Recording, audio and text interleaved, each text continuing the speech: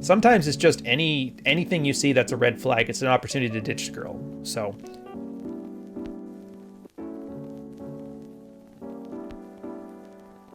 The following program contains scenes of 62-day snap streak. viewer discretion is advised.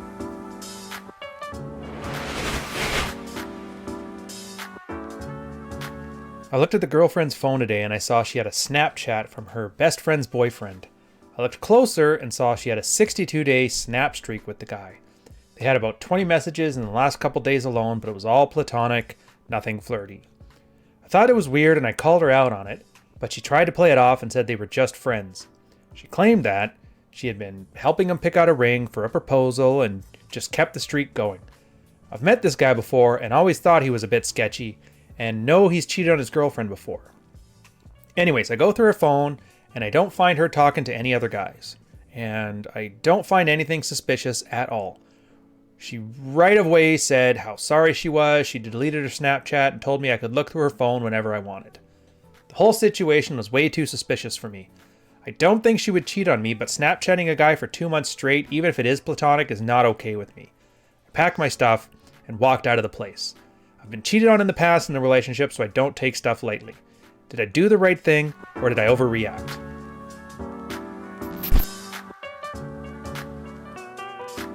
Couple terms before we get started. Paranoia. Now, this is going to be like mainstream advice that you hear all the time, is that as soon as you tell somebody a story that involves the other person acting a bit sketch, immediately just, leave them. Forget it. Leave them. Don't trust it. That's usually the advice that women get, because women have abundance and they can replace guys pretty easy, especially when they're young. A lot of guys give that too. Next being the absolute easiest advice. The problem isn't whether she was cheating or not, it's his perception of the thing. And right now, his immediate perception is that he was cheated on before, so he's always going to get cheated on. Now, not saying this was that case, not saying this wasn't that case, but if your knee-jerk reaction, instead of dealing with a core issue, is to automatically just treat next as your go-to strategy, you're just kicking the can down the road, and eventually these things are going to come back to bite you in the ass. Like, for example, let's say he decides to settle down with a girl, start a family. These small issues of paranoia have to be dealt with right away. On the flip side, perception is also important. So in this case, we have a finely tuned set of instincts. For women, they have a very good set of instincts that allow them to self-deceive and allow guys to be manipulated by them. It's a lot of things you'll hear from evolutionary psychologists, but sexual strategy between men and women from way back in the cave days has really been more adversarial as opposed to cooperative. It's always a series of deceptions and perceptions. Arms race. Who's got the better sword? Who's got the better shield? Right now, it seems that self-deception is one of the better ones that work. In this case, a woman actually convinces herself of something. Then when she's telling you the lie, she actually believes it, so there's no visual indicators. Guys, on the other hand, have become better over time at being able to detect this. And this is what manifests as in that gut feeling that something is probably wrong. You can even take, for example, the MGTOW case, where they say 30% of all men are raising somebody else's kid, or 30% of all fathers. If you actually go and read that, it turns out that if a guy has some suspicions about the paternity of his kid, they're right 30% of the time, which is a different stat, since most guys usually don't have any reason to doubt their woman. Now, I know there's some amount of women out there who are having men raise somebody else's kid, and they're completely oblivious, but they're a small minority, and so they're really not what we're talking about here. That kind of gives us a very fast and loose indicator. If you suspect something's up, you're going to be right 30% of the time. Now, we've already talked about manipulative female strategies. Let's talk about it as in a positive mate retention strategy. Perception of impropriety is just as important as actual impropriety. If a girl's taking girls' nights out every weekend, if a girl's got 15 guys on her Snapchat, if a girl's got an OnlyFans with a bunch of high rollers on there, yeah, maybe everything is on the up and up. Maybe they are all friends and maybe nothing is there. But the fact that the girl is so littly invested in the relationship that she has no problem sending out these very mixed, ambiguous signals tells a guy that she's not only not concerned about the perception of impropriety, but also not invested enough in you or concerned enough that you would do anything about it to think, at the very least from a self-perception standpoint, well, I better cut all this stuff out, otherwise he'll leave me. And right there shows you a lot of things that need to get worked on. Which leads to the third point, investment.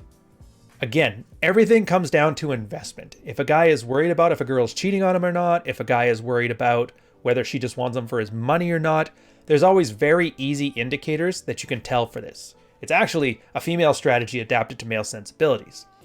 Women have something called the innate commitment bias. And what that means is when your girls will automatically distrust low investment signals of commitment.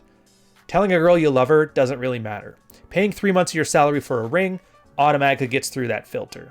It's kind of the scientific basis behind the idea of fitness test and comfort test, actually, if you really want to get into it. But I'm going to focus this on this narrow point right now. The point is, if you want to know if you're overreacting or not in situations like this, just focus on the investments. Are girls giving costly signals of investment to the guy, or are they just giving lip service? Assuring you that nothing's there and they're just friends, that's one thing. Deleting the entire social media platform, well, that's kind of another. Now, I know it's, she uses Snapchat, it doesn't cost anything, but that's the point. You're able to take these indicators and then in your mind understand how important they are.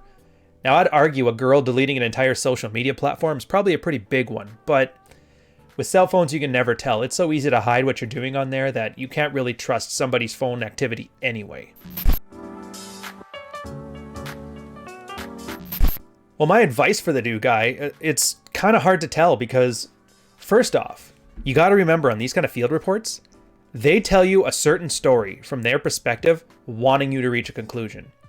He wants us to say that this jerk was definitely cheating. The fact that he ditched her like this over this thing means it's definitely the right thing. Pat him on the head, put his finger painting on the fridge, and call it a day. My argument, and even though this is just a small 6-month relationship, 6-month LTR, whatever. I'll give you a hint. It's not a long-term relationship. If it's less than 12 months, you don't own real estate or have a kid together. So putting that aside, how do you know this isn't an issue of paranoia? Well, I would argue, put yourself in a position where you can get cheated on. This early stage in the game, you can do that. She can cheat on you. You just downgrade. Now, if she's not giving you an investment signal, if she's doing something and didn't even think that maybe you'd have a problem with her texting a dude who loves to sleep with anything that walks and cheat on his girlfriend would be a bad deal, yeah, demote her, keep dating. There's no reason to leave her, just downgrade your investment in the situation. It's not that hard. And if you're not emotionally capable of doing that, then yeah, a soft next may be in order. But at the same time, there's issues on his side he has to deal with. Like, it's very clear that him getting cheated on in the past is influencing his current decisions, and that's not a healthy way of doing things. Granted, the best way to see past behavior in the future tense is just to, trust that what happened before will happen again. But in this case, he's using that past memory to make current decisions, when in reality, he should be observing things and making his decisions based on the information that's right in front of him. Now, I don't know if he should or if he shouldn't, if she is or if she isn't, but on this side, the advice for him, work on those insecurities and work on overinvestment, because once you deal with those two things, these situations, you don't have to ask some random people on the internet, did I do good? You're just going to know. Yeah, she crossed the line I wasn't comfortable with, I ditched her. And you live with the decision. But that all comes with time and experience. The what's in this for you, I would argue a lot's in it for you. Because there's other content creators out there talking about this stuff, and a lot of guys put these expensive markers in place thinking that'll absolve them of that fear of getting cheated on that they always have. And the problem comes with how clever and cunning people can be nowadays. If a girl wants to cheat on you, you can't stop her. She'll find a way. You could lock a girl up in your room, tie her in a case. Even Jabba the Hutt had to worry about Leia sneaking off, and she had a damn chain around her neck. I'm just saying. So while it may feel good if you have a GPS tracker hidden on your girl's car, if you're constantly snooping in on her cell phone traffic, if she wants to find a way, she can find a way. It could be something just as easy as saying, I'm going to the store, going to have a quick one, come back, delete the app off your phone, call it a day. So you're never gonna know. And so you really got to stop relying on these outside markers or these technological solutions because they just don't work. As soon as you start saying, you're going to be adamant about watching things and you have that level of paranoia. If a girl wants to have her cake and eat it too with you, that just means you're going to be selecting for girls that are very cunning and very devious and very good at hiding what they do. And that's the last thing you want to have, is in any way engaging in this arms race. So what lessons in this for you? Well, yeah, don't worry about playing the stupid Game of Thrones bullshit. Just focus on the markers. Individual investment, and is she giving you an opportunity where you even have to doubt if she's the one for you, especially early on? That's what's in it for you.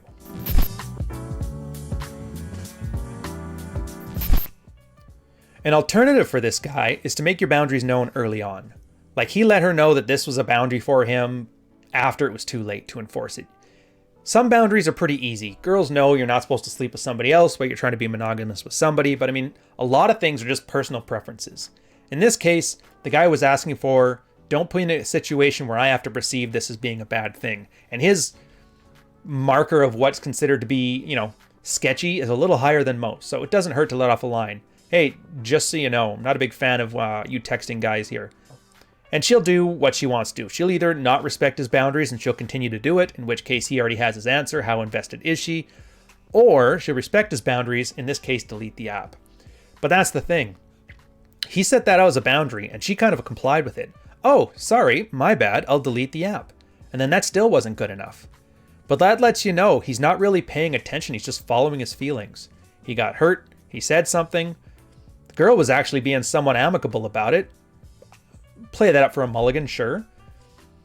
But having said that too, in the alternative, sometimes it's just anything you see that's a red flag. It's an opportunity to ditch the girl. So, as an alternative, make sure you have hard and fast boundaries. Make sure you stick to your boundaries.